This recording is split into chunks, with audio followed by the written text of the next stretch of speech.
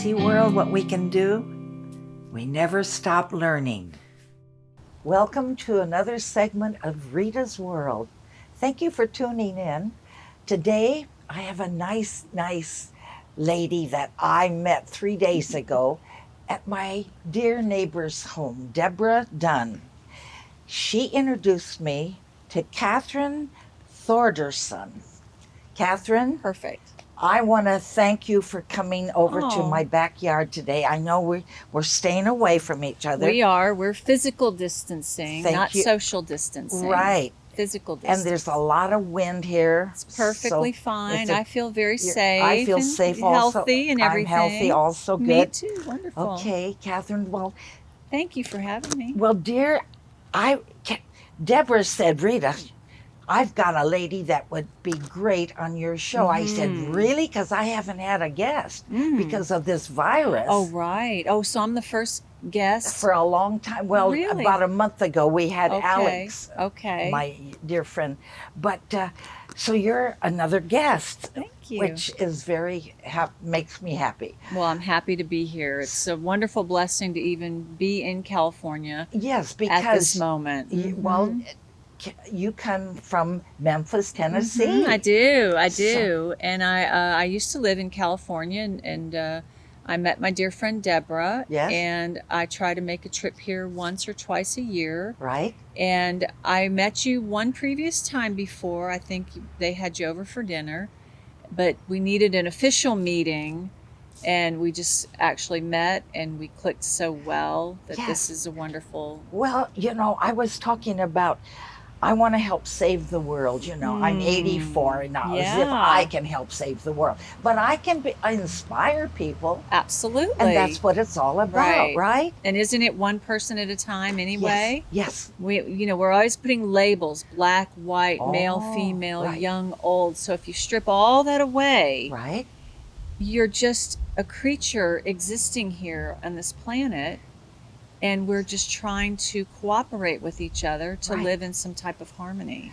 Exactly. Like I tell my audience, we're just molecules, everybody. Yes, molecules. That's right. Nobody's so you've stripped away. Yeah. I love that. We're just molecules. That's great. So anyway, I was impressed with your story. You have 4 children. I have 4 children. 2 girls and 2 twin boys. Girl, twin boys, and girl. Right. Twins in the middle. Right. Yeah, fraternal twins. And the story that you told was so cute. So my one son, Jeremy, when he was about maybe 9 or so, when they start developing adult teeth and they start just getting to the gum line, he had 2 teeth, and we called them his fangs. And these fangs came through the roof of his mouth and were just pointing down. And so, of course, the dentist said, we got to get those out of there. They're just malformed teeth. Sure. So we pulled those teeth out, and then his twin brother went to the dentist, and they took x-rays, and they said, he's missing 2 adult teeth. Don't you just love that? Yes, I mean, that's ironic. So somewhere in utero, or who knows, Jeremy got 2 extra teeth, and Dominic was shorted 2 adult teeth. So braces, to close those gaps. Oh, how interesting, though.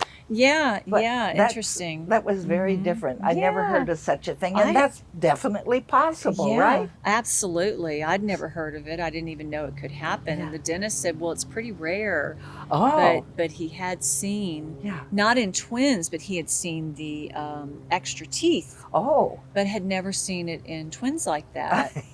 So isn't that amazing? Amazing. Yeah. Most amazing. Yeah. Then another story you told me, where you talked about the tapestry, how we're souls. All of us have a soul. I say we have a heart and a soul.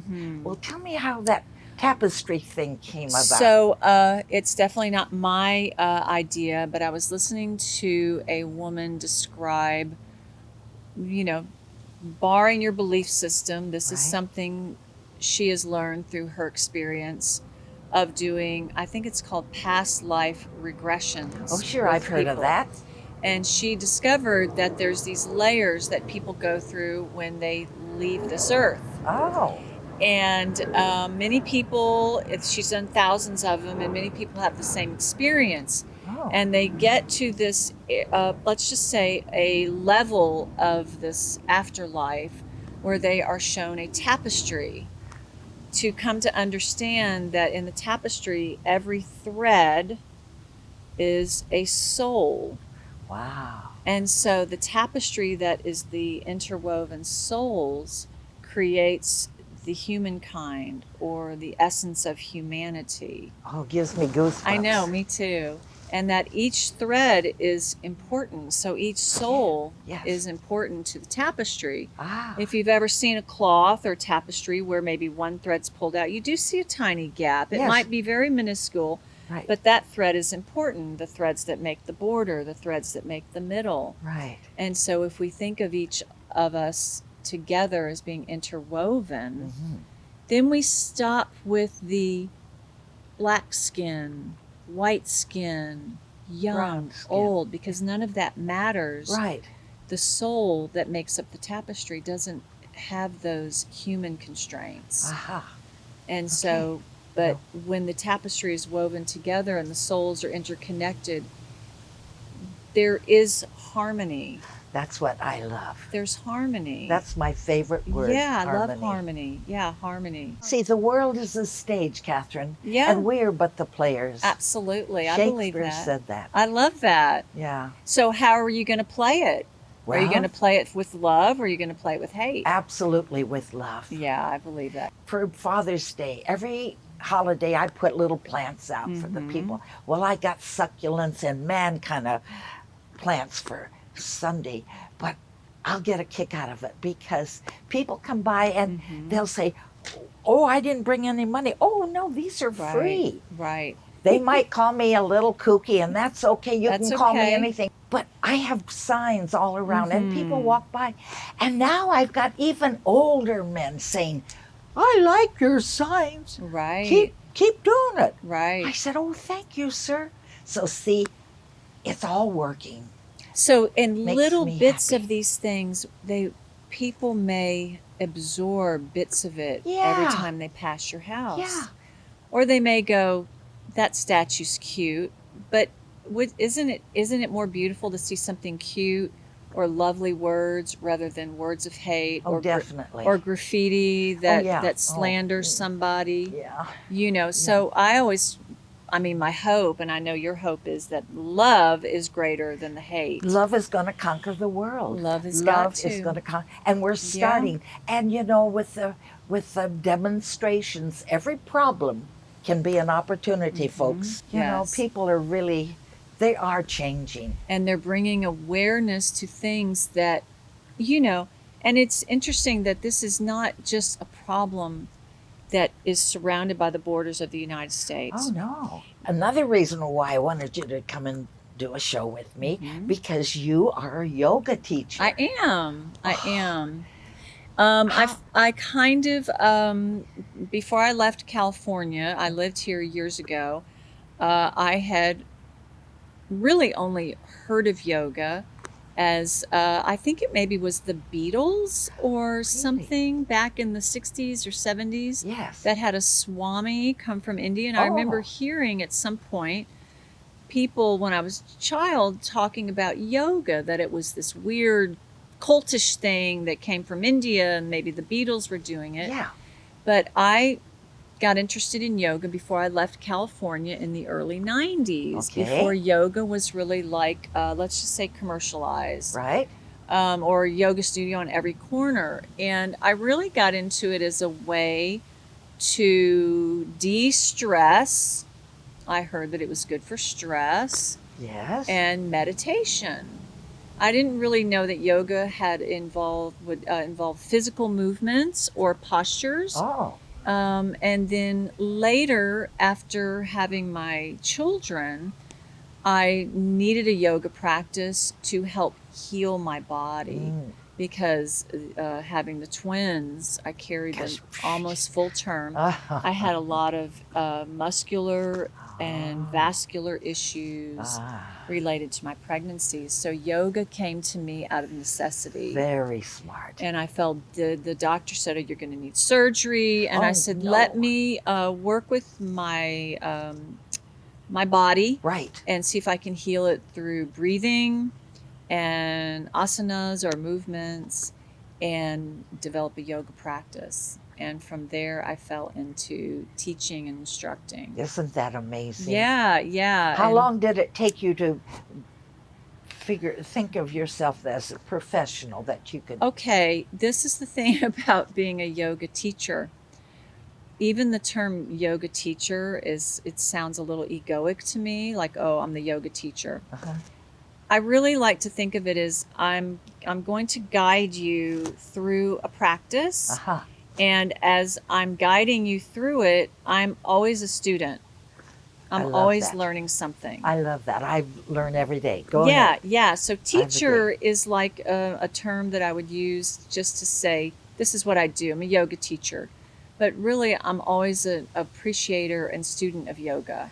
And I share that practice with anybody that's open to share it. I love to share it. Okay. Yeah, it's wonderful. That is what we're going to do. Yeah, so perfect. We're going to move to another section in the patio because there's no room to do this right here. Okay. And we're going to use those chairs to. Perfect. You're going to show me some moves, okay? Wonderful. And this is for older people. We're not talking about teenagers now. And yoga should be inclusive, not exclusive. And that was a problem I had with some of the yoga community, that yoga became something, if you had to have a certain income, oh yes, you had to live in a certain neighborhood to have access to a yoga studio. Oh, I see. And you needed to be a certain age. And none of that is true. That makes it exclusive. Right. Yoga should be inclusive, regardless of your age, your physical ability, your socioeconomic status, your demographic, your religion. It should include everybody and not offend anybody. Well, I understand you have a mother who's how old? 91? Mom is almost 90. Yeah. 90, almost 90. Almost 90. Sorry, Mom, I told your age.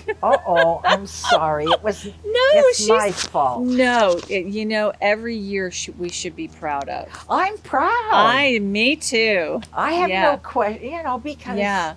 And so she has a Tai Chi practice. Which is a form of movement and breath work. Right. Not dissimilar to yoga. No. And all of it's meant to, should we say, slow the aging process. Perfect. And if we sit around and do nothing, we accelerate the aging process. Use it or lose it. Bit by bit, let's just slow it down. Yeah. So, Reita, one of the tenets or the foundations of a yoga practice is breathing. Okay. Now, as we're talking, we're breathing, right? Mm-hmm. But the cool thing about your breath is you can almost command your breath. Really? For instance, if I say, Reita, sit up tall and inhale and exhale. You just hold your body to breathe, right? Mm-hmm. So in yoga, we think of the inhale as lifting and lengthening your spine. Oh. So I want you to just sit with your hands on your legs, and I want your feet to really feel the floor. Okay. So you feel connected to the earth. Okay. Okay? Mm-hmm. And it doesn't matter if you're on the earth or you're on a wood floor, whatever. We're just connected to the earth. Okay. Now, when you inhale, I want you to think that you're breathing all the way up your spine until the breath feels like it gets to your throat. And when you exhale and you empty that breath out, you're exhaling all the way down to your abdomen. Okay. Now, I notice you have a birthday party set up. Okay, so here's my mental picture I'm going to give you. You're going to inhale up your spine, and you're going to exhale, and you're going to blow out a birthday candle, not just 1, 2, 3, 4, 5.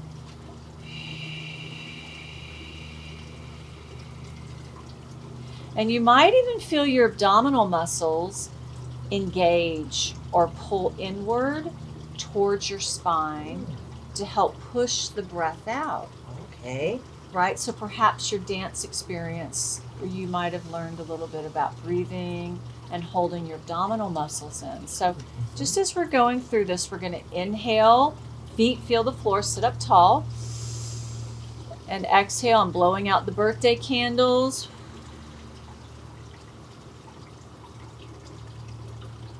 Till I can't blow out anymore, and then relax and breathe in. Good. And breathing out. Now, as you're breathing out, I want you to feel like you're going to pull your belly button inward towards your spine. You know, like when you get your picture taken and you're like, I want to decrease my belly. Yeah, and make it nice. Right, make it smaller, but we can usually only hold it just for a second, right? Right. Take the picture, hurry. Yeah. So we're going to extend that through the exhale. Okay. So we're going to inhale. Okay. I'm going to exhale, blow out my candles, and suck my belly button in. And you might even feel your tummy engage towards your spine. Yeah, so that felt good. We don't need to do crunches. You know, we don't need to do planks. I can sit in my car. I can sit in a chair. You can do that in your and car. And I can work my abdominal muscles anytime, while you're at the computer, while you're watching TV, while you're walking on your daily walk. You just simply exhale your breath and pull your belly button in. I love it. Now we're going to do that. We're going to add some movement to it. So we're going to let the arms rest by your side. Okay. We're going to breathe in. So remember, when we breathe in, we lengthen. And breathe out. Exhale. Squeeze your belly button in as your arms come down. And when you're ready to breathe in, reach up. When you're ready to breathe out, arms down, relax your shoulders, squeeze your belly button in. Okay. Now we're going to add a simple twist to that. We're going to breathe in. Okay. We're going to breathe out. Doesn't matter which direction you go, but exhale into a twist, like I'm going to bring my hand towards my opposite leg. So you feel a rotation in your spine. Yeah, where's your other hand? And your other hand can just be by the chair. Okay, I got it. And you're going to feel a little twist right in the middle of your belly, right around where your ribs are. Okay. Now I want you to breathe in. Okay. Breathe out. Squeeze your belly in. Breathe in. Breathe out. Now when you're ready to breathe in, stretch your arms straight up. Turn back to the center. Exhale the breath. Go in the other direction. Oh, that feels good. Doesn't that feel wonderful? Oh, that feels good. And so you can take this hand and kind of place it on your leg. And look how I'm helping to turn my spine. Oh, that's good. And this is kind of like working through the little vertebrae of the spine that do have some rotational ability. And your neck is quite movable, so you can look at your shoulder, you could look at your chest. Okay. Your head can be in any position that feels good. And when we feel that little work going on around your midsection right there, so we're going to breathe in, reach up. Breathe out, arms down.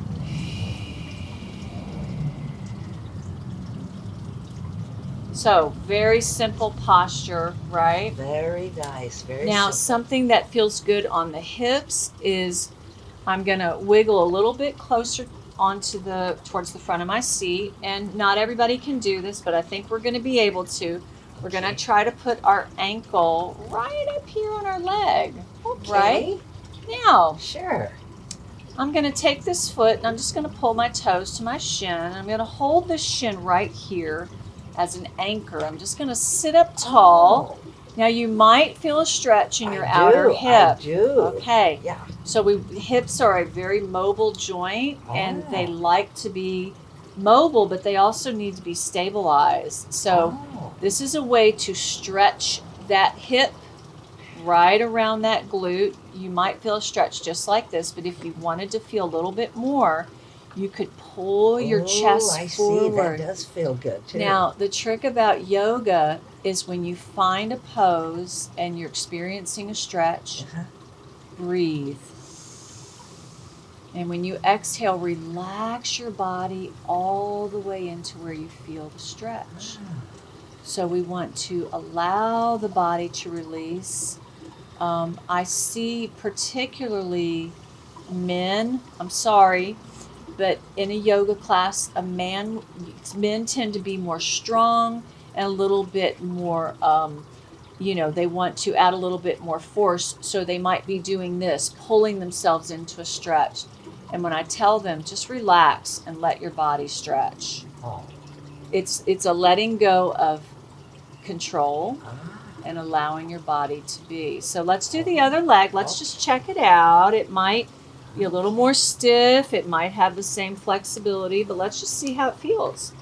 Because we want to do both sides. We want to bring the body into balance. Oh, absolutely. So we're going to anchor onto the shin. Big breath. Inhale, sit up tall. And exhale, let your body just lean forward. When you feel that stretch, all you have to do is hold and breathe.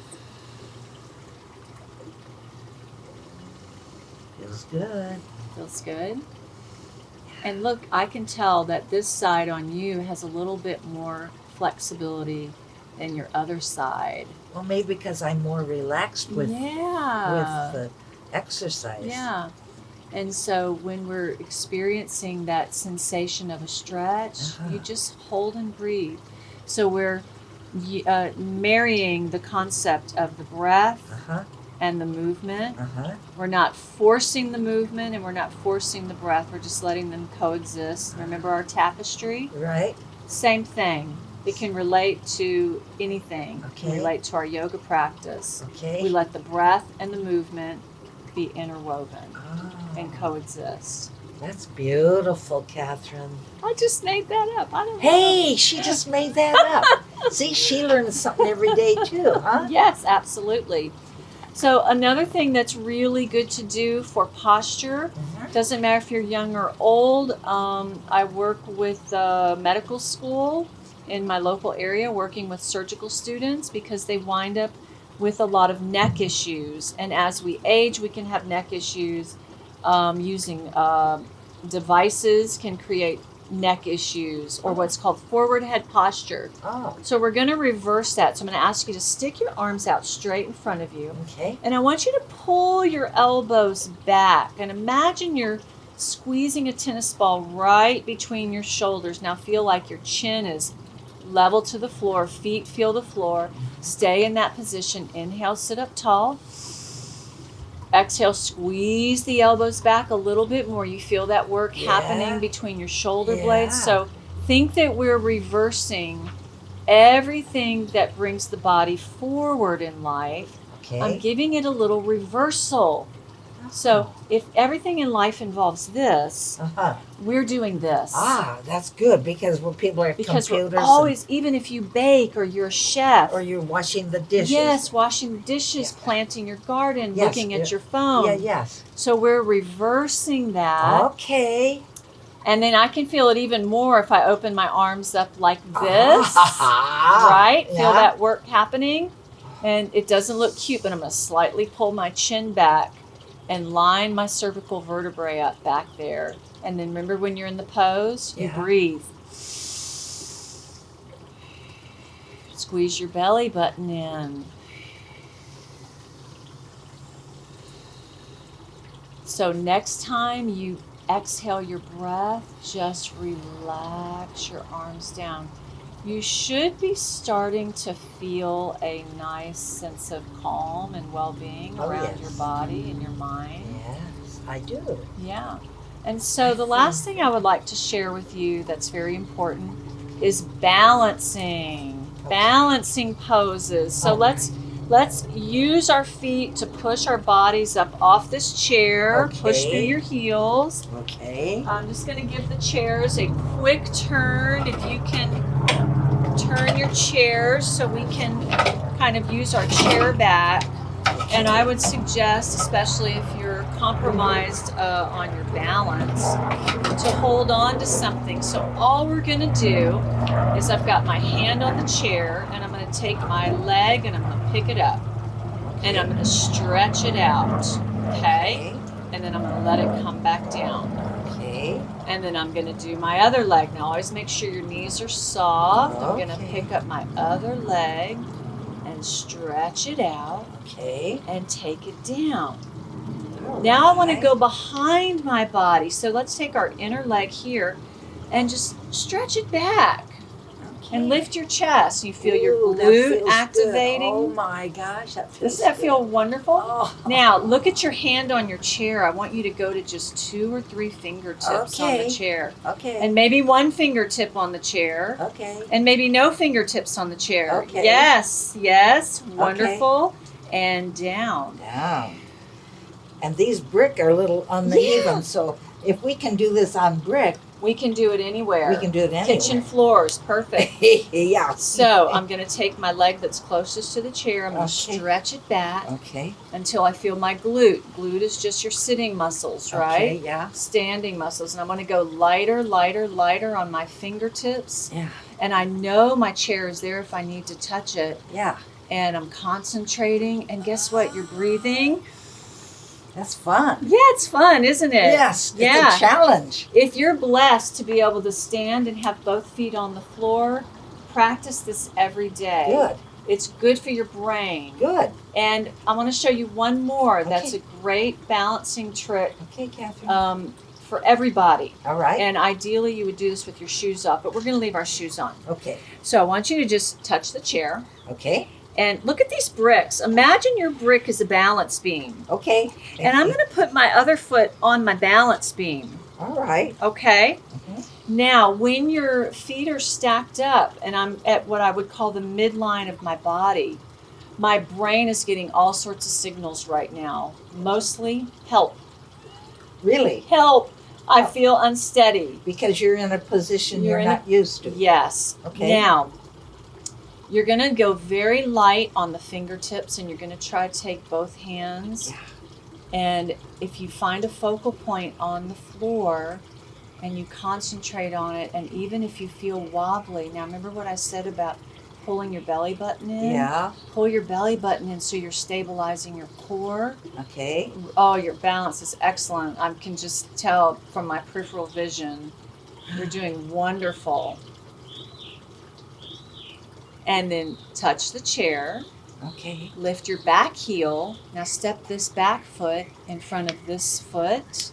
Okay. So here I am. Okay. Now a little trick too. Mm-hmm. The closer your feet are to each other, the more challenging. Oh. So we're going to up the challenge just a little bit and bring the feet heel to toe. Okay. Keep your knees a little soft. Okay. Find a focal point right there on the floor. Okay. Anybody can do this, you guys. If you can get up on your feet, you can touch your kitchen counter.